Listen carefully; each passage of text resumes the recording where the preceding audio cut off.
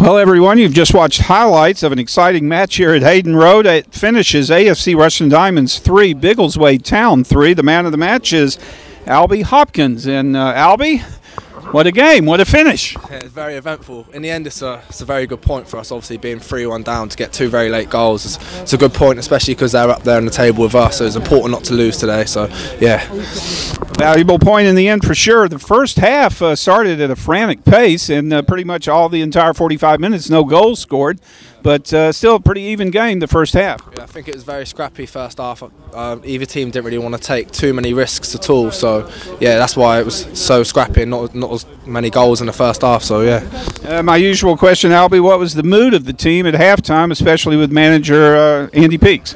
Yeah, it was quite good. We believed that with a bit more belief and a bit more, if you kept play a bit better on the ball, sort of with our passing and stuff in the final third, then we could create chances and beat them. So yeah, we tried to go out there and beat them in the second half. Well, a few talking points in the second half. As I like to say in double nickel, in the 55th minute, it's Joe White who scores a goal on a breakaway for Biggleswade. But unfortunately, I believe it was Alex and Blaze who sort of collided and gave him a fast break goal for Biggleswade. It's unfortunate. It's just a simple one of talking to each other, but they were both brilliant throughout the game. They're both that's the only thing both of them really messed up on. They won everything in the air, so you can't really fault them that much for it though. So Joe White with the game's opening goal there, and then you followed only 12 minutes later. Tell us about your goal. Is a peach of a goal? Yeah, it's just one-on-one. I tried to aim across the goalie. You always taught to go across the goalie, so I've tried to go far post and it's gone there, so keepers don't really save them. So all-important equalizer there to tie it up 1-1, and then maybe a soft call for a penalty, and White again makes the penalty shot.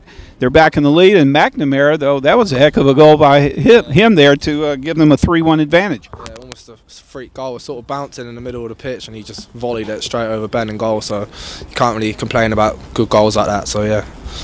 Well, obviously at that point we're trailing 3-1. I'm sure a lot of Diamond supporters a bit disconsolate at that point, thinking it's going to be tough to come back to win or even at least draw. But sure enough, we get a draw. 2 straight penalty calls, though, very late in the second half.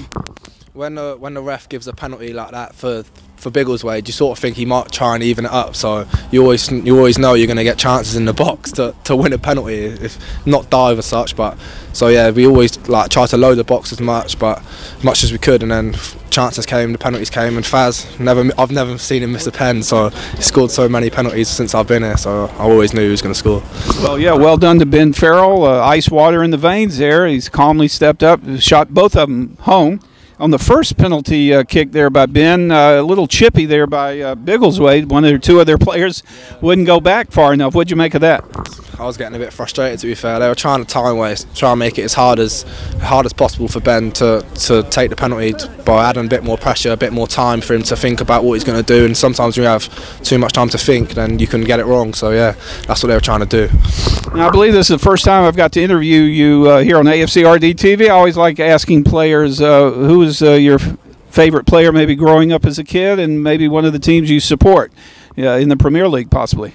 I support Chelsea, and growing up it's Frank Lampard for me, but now it's Eden Hazard for Chelsea. Well, the Blues are right up there, maybe a bit of a surprise team. They're right up at the top of the table. So are Diamonds, though. Are you a bit surprised how well Diamonds are doing as of late? No, not at all. I think we got the players to be where we are. We deserve to be where we are. I think with a bit of a push, and we can stay in the playoffs and hope for the best. So yeah, keep going, keep pushing. So I'm sure we'll be pushing on New Year's Day. It is truly a local derby, the one we've all been waiting for. What do you know about the Poppies, Kettering Town? They've had a heck of a season so far. Yeah, they're flying, to be fair, but the pressure's on them because they're at home. They've struggled a bit recently. They've lost a couple games, so the ball's in their court to win. So if we can go there and get a good result, then it'd be brilliant for us. Well done, Albie. Cheers. Thank you. Thank you. Thanks, Albie and Bruce. I'm now here with manager Andy Peets. Andy, I think, is that point won or 2 points lost? No, when you get to the 90 whatever minute and you're 2 goals behind, it's definitely a point game, mate. Yeah, but a point we deserve for me fully. Yeah, I mean, let's go back to before the kick-off. You lost Sam Brown. I think he was ill before the game. He rang me last night, Sam, and said he'd been struggling all day yesterday. He'd let me know he was this morning. He wasn't any better, so he'd give me a little bit of warning. So that was obviously a massive blow because he's a big part of what we've been doing. But like I said, we've got the squad hopefully to, when these things happen, we've got players to come in and still fill the boots, if you like. And we put Uxie there first half. I thought he was excellent at left back. And then obviously Deck was really ill as well, so we had to take him off at half time and shuffle it around again and put Matt at left back. So these things are there for us. Like I keep saying, I believe I've got a squad now which we can cope with these sort of things. Yeah, we probably counterbalanced each other out, didn't they, in the first half? I thought the first half they were probably better than us, if I'm being honest. I thought we defended really, really well first half. Wasn't good enough on the ball. Said that we gave it away too cheaply, and then equally we got some good areas and didn't really find a good enough cross. So that was the remit for the second half. I didn't expect the second half to go quite as it did with 6 goals. We always felt the first goal could be key. But yeah, I thought we was actually playing well second half when they got their first goal. Indeed, we started off. I thought with second half we came out brightly. We actually started creating a few, and then of course the 2 defenders collided. Yeah, it was between them. They won't. I'm not digging them out. It was a bit of a calamity, really. They've both said that, and I thought they were fantastic for the rest of the game, both of them. And I thought they showed the character of the pair of them, that they still won every header, wanted to tackle, wanted the ball. Even after that, they didn't go under, they didn't sink, they just got stronger. And I was disappointed with the goal, obviously, but at these levels, everyone makes mistakes, and it was a little bit unlucky. The ball went straight to the lad and he scored. Other days you get away with it. We didn't, and there was still plenty of time to put it right, and I thought we did with a fantastic goal from Albie. Yeah, I mean, at this level, when they go one-on-one, they usually score. I think with 2 divisions ago, they probably didn't. Yeah, and we've learnt that, haven't we, this year, really, that you do get punished for mistakes, and yeah, that was a massive mistake, and we got punished, so luckily there's still plenty of time to put it right. Yeah, and the first goal for Diamonds, really good build-up. I think Ben Farrell was involved in a good ball. Great finish from Albie. Yeah, I thought Ben made a great break, and then he kept his head and made a great pass to Albie, and yeah, fantastic finish, and yeah, he deserved his goal. I thought he was excellent again today. And then probably the first penalty of the 3 we had, probably a little bit more controversial than the other 2. Yeah, I thought it was a bit harsh. Again, it was at a time when I thought we were doing okay, and again it gave them a little bit of momentum. I wasn't particularly happy with it, but I could see why he would go down. Whether he was touched or not, he said he was, so perhaps he was. But yeah, it was a little bit soft, I felt, but it still gave us an opportunity after that to come back. And the 3rd goal, there's not much you can do about that, is there? You say the 3rd goal, you think, well, if ever you get beat by a goal like that, sometimes you have to say, that's good enough to beat you, isn't it? I don't think anyone questioned that one particularly. I know we gave the ball away in a bad area, but I want us to play at times, and I don't want us to go direct all the time. So I think we played a square ball inside and trying to pass it, and we got caught, and then we haven't got the numbers back. So that's going to happen. But for me, the bit I remember, mate, is the last bit, because I thought the character they've shown as a group was fantastic. To keep the belief, everything we keep emphasising about in it together and never say never. They stuck to it, and to get 2 goals that late on, 2 penalties, was fantastic. And it is a good point, because they're a good team. They don't give a lot of goals away.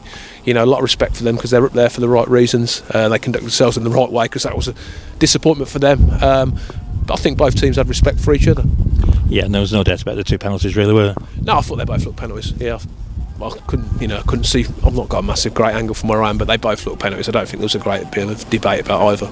And we got a good penalty taker, Ben. Obviously, the first one is always easier of the 2. Then everybody's nervous. What's he going to do with the second one 3 minutes later? Yeah, you never know when you're 2 that close together. But he's confident enough. He took the ball and he put them both away, and I think it gives us a point which we've thoroughly deserved. Yeah, and I think with the top 6 all drawing today, it's as you were, really. Yeah, it must be. Yeah, if that's the case. I'm not sure. I haven't seen the results yet, but if that's it, yeah, there's not going to be a lot of movement. So, yeah, again, it's just we're in a good position, aren't we? And I can talk about it now, because it's coming up, isn't it, on Tuesday. The game the fans have all been talking about. I know it's been a loss on the forum. We go to Kettering, the first league game against old opposition. I know everybody will be looking forward to it, and I heard some radio interview the other week, and the pressure's on them, not really on us, isn't it? Yeah, I think the pressure's on them from everyone looking outside. I think you put your own pressure on you for us, because we want to do well in a big game, for the fans, for the club, for us. So I think there's pressure on both teams. But we go there, like you said, it's a nice game to have, because we're sitting in a really nice position. And like you said, especially getting a point today, we go there full of confidence, really, and to give it our best shot. And yeah, it's a game we look forward to. For me, I just said it's another game in the fact that I'm not bothered where we get our points from over the season, but obviously it's a personal thing where you want to go do well against your local rivals.